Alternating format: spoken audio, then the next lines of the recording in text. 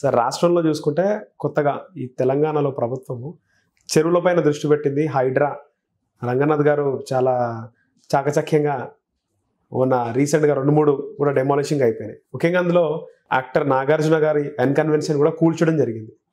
So ఏం చెప్తారు sir దీనిపైన? సరే, ఫలానా భవనాన్ని కూల్చడం మేము చట్టబద్ధమా కదా, దానిలోకి నేను వెళ్ళను. ఎందుకంటే అవి కోర్టులు చూసుకుంటాయి.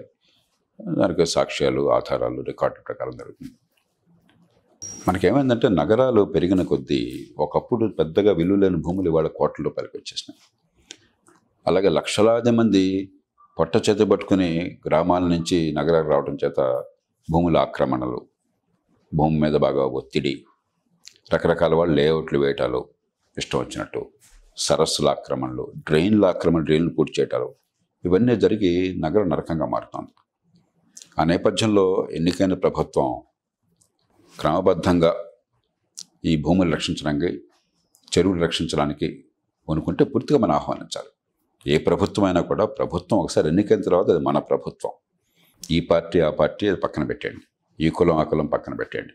మన పన్నుల డబ్బుతో పనిచేస్తుంది మన ప్రభుత్వం.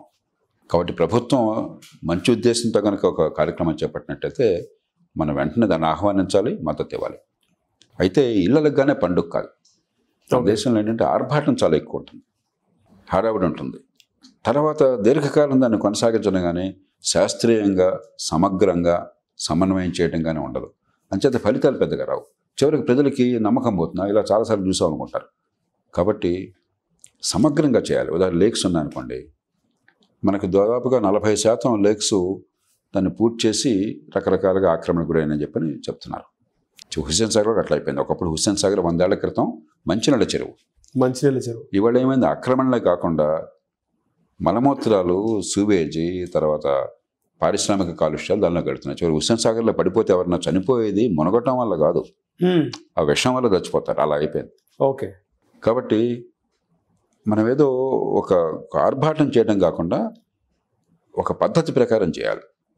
నాకు బాగా గుర్తున్నది, నేను కూకట్పల్లి శాసనసభ్యుడిగా ఉండగా అక్కడ చాలా లేక్స్ ఉన్నాయి, డ్రైన్స్. వర్షం వస్తే వరదలు మనకంతా చూస్తున్నాం.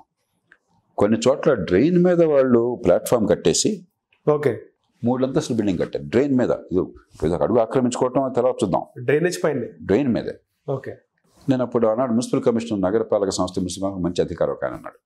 ఆయన రంగంలో విదేశాల్లో కూడా శిక్షణ పొందాడు మున్సిపల్ పరిపాలన మీద. మంచి అధికారి, సమర్థుడు. నా దగ్గర పనిచేశాడు పూర్వం, నా శిష్యుడు ఆయన. నేను ఆయనకి చెప్పాను, ఏమంటే స్థానికంగా ఉన్న అధికారులు చేయలేరు, ఈ సర్కిల్ స్థాయిలో ఒత్తిళ్ళు ఉంటాయి. కాబట్టి మీరు నగరపాలక సంస్థ స్థాయి నుంచి, కేంద్ర స్థాయి నుంచి ఒక టీంని పంపించి ఇవన్నీ కూడా, ఈ డ్రైన్లోనే కూడా ఆక్రమణలు ఉన్నాయని కూడా తొలగించి పారేయండి అని చెప్పాను.